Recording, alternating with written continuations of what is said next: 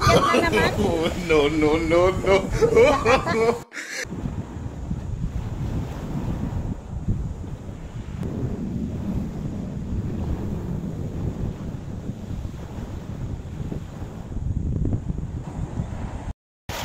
Ayan, nakahuli kami ng isang swerte.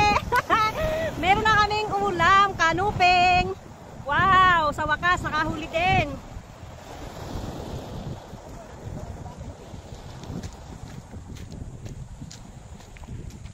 Maglagay ka agad, baka ito nga pala yung ating iihaw.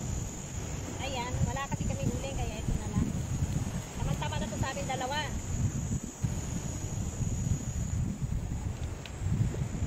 Ang ganda ng view dito, sobra, napaganda. Lapit ng maluto. Wow, super sarap ha. Nasa batuhan kami. Ayan. Pero maganda ang view dito ha, in fairness.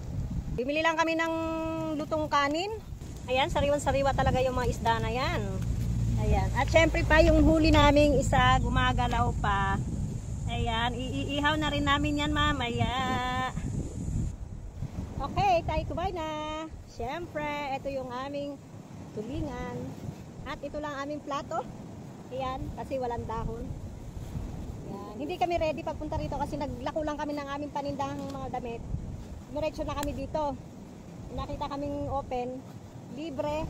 Siyempre, bumili na lang kami ng kanin. O, diba? Libre na ang aming tanghalian.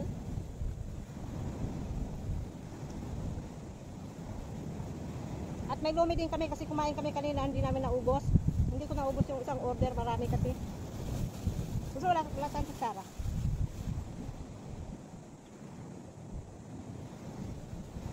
Ang sarap.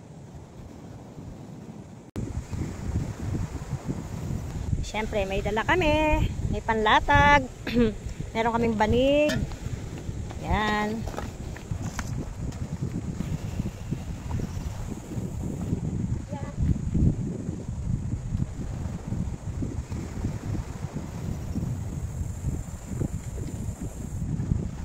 May kalan kaming dala, siyempre.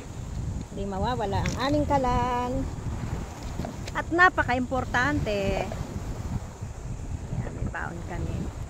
Pero nandun kami sa kabila, kaya lang syempre gusto namin na ibang view.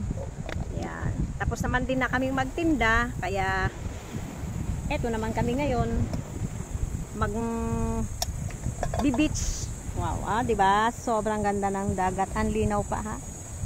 Kami lang, solo kami ha, kami lang.